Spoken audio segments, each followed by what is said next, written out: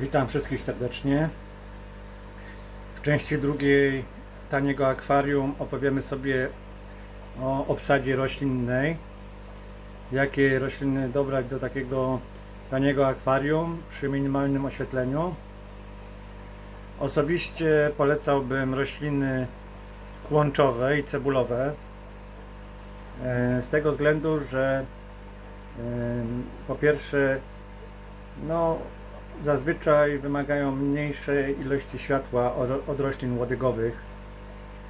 To wynika z odmiennej specyfiki rozmnażania się tych roślin. One nie muszą wyrosnąć ponad wodę, aby wytworzyć kwiaty. Rosną przez całe swoje życie pod wodą. Jedynie kwiaty wystają ponad wodę. Tak jak w przypadku tej Sagittarii subulata tutaj, czy też tej Vallisnerii species z tyłu. Zaletą tych roślin są ich małe wymagania świetlne. Szczególnie na uwagę tutaj zasługuje Sagittaria subulata. Poza tym nasze tanie akwarium, z założenia, że jest tanie, będziemy się starać zaoszczędzić też pieniądze na podłożu, więc nie kupujemy żadnego wyrafinowanego podłoża. Kupujemy czysty żwirek i o ile sytuacja finansowa nam pozwoli, to wzbogacamy ten żwirek w kulki laterytu. To taka glina bogata w składniki mineralne, lub też możemy użyć gliny najlepiej z jakiejś rzeczki, potoku wokół nas, który jest czysty, znaczy w pobliżu nas, który jest czysty. No i wtedy glina, którą pobierzemy, nie będzie zawierać żadnych szkodliwych substancji. Nadaje się też glina z wykopu, ale tam nie wiemy, co w tej glinie siedzi za bardzo. Ale oczywiście można użyć takiej gliny, najlepiej gdzieś z lasu. Odradzam glinę z pól rolniczych, dlatego że będzie zawierać pestycydy i nawozy, których używano. Także takiej gliny z pola odradzam. Jeżeli macie dostęp do gliny gdzieś z ogrodu, który był ekologicznie użytkowany, ktoś tam nie walił na przykład do kretowisk trutek, to wtedy tak. W trutkach tych przeciwko kretom dawniej używano talu. To bardzo niebezpieczny metal ciężki, wielokrotnie bardziej toksyczny od ołowiu albo od kadmu. Także trzeba zwrócić uwagę na to, skąd mamy tą glinę. Taka glina z czystego potoku to najlepsza możliwość dla nas. Czy to w tanim akwarium, czy też takim już bogatym akwarium, gdzie na przykład używamy gliny jako izolacji. Chodzi mi o akwarium na ziemi ogrodowej, czy też na różnego rodzaju gułanie. Zobaczmy sobie może inne gatunki roślin. Tutaj chciałbym Wam pokazać, że nie tylko te najprostsze rośliny można hodować w takim tanim akwarium. Tutaj akurat w tym wypadku mam podłoże aktywne tutaj, więc powiedzmy, to nie jest tani aspekt, ale można użyć żwirku z powodzeniem. Jak widzicie, przy takim oświetleniu LEDowym można nawet takie wyrafinowane rośliny trzymać jak Aponogeton madagascarensis. Tutaj nad tym zbiornikiem mamy 10 W. Jak widzicie, naprawdę nieźle rośnie tej Aponogeton madagascarensis. Mam tu też Rotale rotundifolię. Gdyby było tego światła oczywiście więcej, ona miałaby ciemniejszą barwę, ale i tak całkiem ładnie wygląda. Roślina dość mocno się rozrosła. Jak widać, kłącze obeszło całe akwarium. Nie wszystkie odrosty rosną. Roślina sobie szuka najlepszych miejsc do wzrostu. Jak widać, tam znalazła jakieś takie miejsce, które jej pasuje, w związku z czym rośnie mocniej. Jeżeli chodzi o rośliny łodygowe, do takiego właśnie akwarium z minimalnym oświetleniem i z minimalnym nawożeniem, tutaj zakładam, że nie nawozimy w ogóle wody, więc wszystkie rośliny, które odżywiają się przez liście, niestety odpadają nam. Za wyjątkiem oczywiście mchu, który odżywia się przez liście, no i wątrobowców wszelkiej maści. Tu na załączonym obrazku jest wgłębka. Ja wczoraj tutaj upychałem te rośliny niżej. Była tutaj olbrzymia kępa. Chcę, żeby rosło od samego dołu, więc powiedzmy teraz to wygląda nienaturalnie. Za jakiś miesiąc się to zmieni. W każdym razie z roślin łodygowych do takiego akwarium no na pewno polecam właśnie z kolorowych roślin tą rotalę. Z tego względu, że rotale odżywiają się przez korzenie. Tak samo ammanie. Z tym, że poza tą rotalą, tutaj na załączonym obrazku, czyli rotalą rotundifolią, inne gatunki rotali wymagają większej ilości światła i intensywnego nawożenia, więc no, raczej według mnie odpadają, jeżeli chodzi o obsadę takiego akwarium, które ma być tanie w założeniu. Oczywiście wszelkiego rodzaju mchy jak najbardziej wskazane są do takiego zbiornika. Na pewno z wątrobowców także Monoselenum tenerum, jak widzicie, bardzo ładnie tutaj rośnie przy takiej małej ilości światła. Jak już wspomniałem, tu jest tylko 10 W, akwarium ma 80 na 40 na 35. Drugą rośliną, którą bym Wam polecał, łodygową, na pewno jest hydrokotyl. Jego sobie możemy zobaczyć tutaj niżej. Ten hydrokotyl rośnie dokładnie przy takim samym oświetleniu LEDowym. Tutaj też w tym zbiorniku jest 10 W. Z takich ciekawostek roślinnych to Aponogeton boivianus. Dość dobrze rośnie też mikrozorium w takich warunkach. No i wspomniane Monoselenum. Natomiast hydrokotyl jak najbardziej się nadaje. Oczywiście inne rośliny łodygowe rosną nam przy oświetleniu LED, ale tego światła naprawdę musi być dużo więcej. No i musimy też w zależności od gatunków nawozić samą wodę dodatkowymi nawozami. No więc to raczej, tak jak mówię, odpada w tanim akwarium. Kolejną z roślin, którą bym Wam spokojnie polecał, jest Anubias. Najlepiej Anubias nana, ponieważ on wymaga najmniejszej ilości światła. Jest drobny, więc nie wymaga zbyt często przycinek. W zasadzie wystarczy to robić raz na kilka miesięcy. Mam tu też oczywiście hydrokotyl. Anubias to naprawdę bardzo dobry gatunek do takiego zbiornika. Tylko ważnym jest to, aby były w nim stabilne warunki. Nie jest tak bardzo istotna ilość tego światła, bo roślina jest w stanie się naprawdę dostosować do różnych warunków i lepiej jak jest tego cienia trochę więcej niż za dużo światła, ponieważ przy zbyt intensywnym oświetleniu pokrywa się glonami. No i przy chwiejnych parametrach w akwarium przestaje rosnąć, no i też pokrywa się glonem. Kolejną z roślin, którą mogę Wam polecić do takiego taniego akwarium, jest Bucephalendra.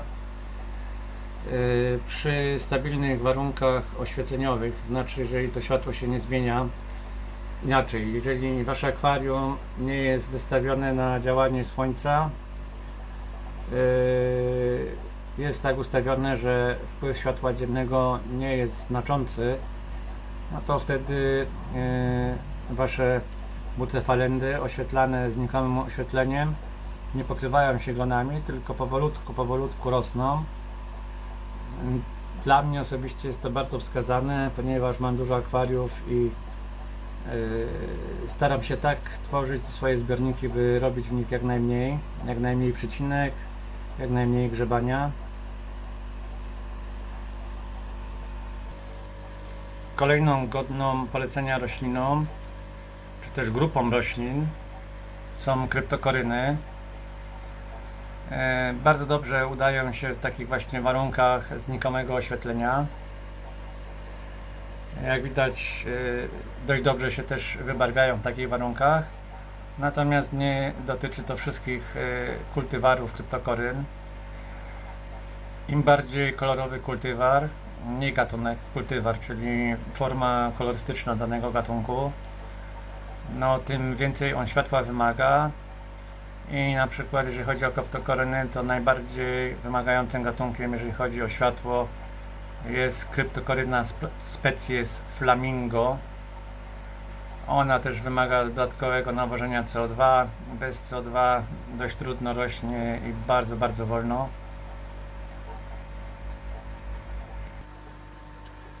Jak widzicie, kolejny gatunek kryptokoryn, kryptokoryna Pontederifolia oraz kryptokoryna lucens. Z tyłu kolejny gatunek łodygowy, który mogę Wam polecić, czyli Hemianthus.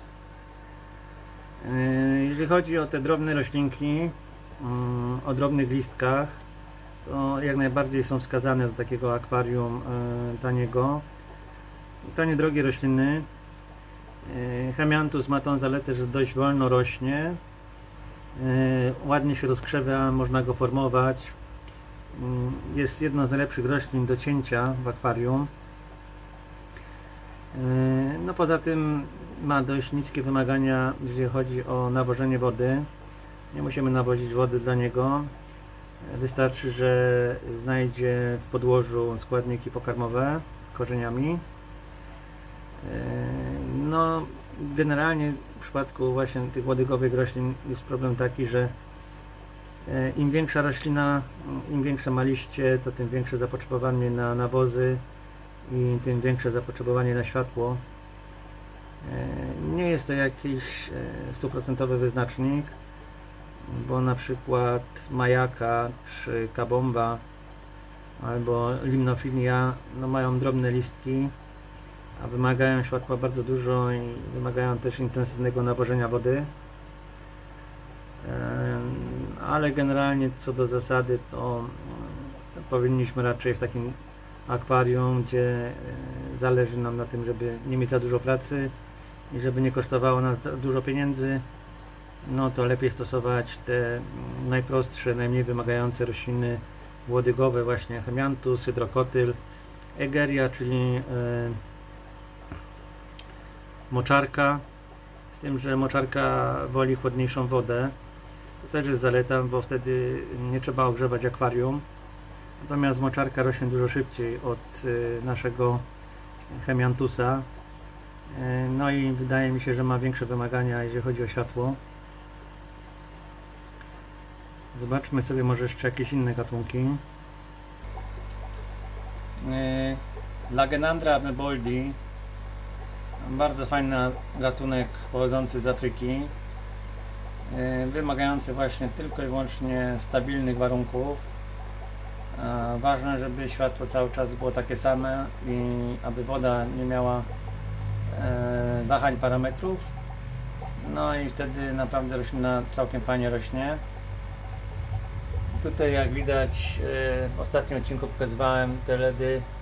Mamy raz, 2, 3, 4, 5, 6 białych, czyli 6 i 3 razy 0, 6 razy 0,3 to jest 18, no to powiedzmy mamy 8 watów na 60 cm.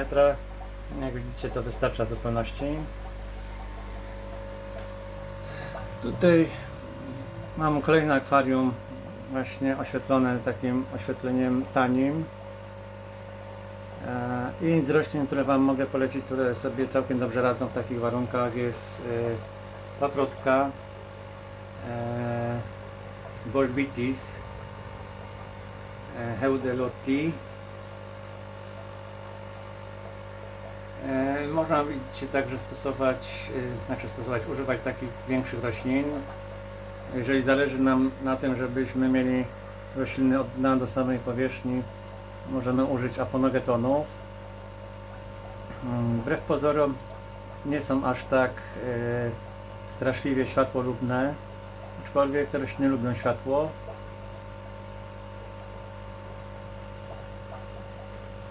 Ważne jest przy tym wypadku dobre nawożenie korzeniowe, Więc może nie jest to odpowiednia roślina do takiego najtańszego akwarium. Jednak tutaj musicie dawać kulki nawozowe. Natomiast na pewno jest to piękna roślina i no, kulki powiedzmy nie są aż takim strasznym wydatkiem, prawda? To jest w przypadku tych roślin istotne, ponieważ one dość szybko potrafią rosnąć i potrzebują w związku z tym dużo składników pokarmowych w podłożu. Na koniec chciałem Wam jeszcze pokazać, że jak najbardziej możecie hodować ładne, kolorowe odmiany echinodorusów. To też akwarium na minimalnym oświetleniu. Takie same techniczne LEDy jak wcześniej. Z tym, że tutaj rura oświetla 40 cm. No, trzeba by było przeliczyć. 150 cm daje 20 W. To 40 cm daje X. No i możecie sobie wyliczyć, że naprawdę jest to akwarium na minimalnym oświetleniu. Niestety nie pamiętam nazwy tego Echinodorusa, tego kultywaru. Gdzieś posiadam tabliczkę, muszę je poszukać. Ale zobaczcie, jak ładnie wybarwione są liście. Oczywiście przy intensywniejszym świetle one byłyby pewnie brązowe. Natomiast przy tym oświetleniu roślina, jak widać, dość zdrowo rośnie. Nie jest wybujała, to też jest ważne, żeby nam nie zarosła mentalnie całego akwarium. No a obok Hemianthus, który naprawdę świetnie rośnie w tych warunkach. Mogę Wam pokazać przykład czegoś, co nie rośnie za bardzo. Tu jest za mało światła dla tej Ludwigi. Ona no tak żyje, bo żyje, ale nie jest jej tu dobrze. Tak więc nie wszystko da się. Natomiast gdybym zwiększył intensywność oświetlenia i zaczął ją intensywnie nawozić, no to wyrosłaby mi tutaj do góry ładnie.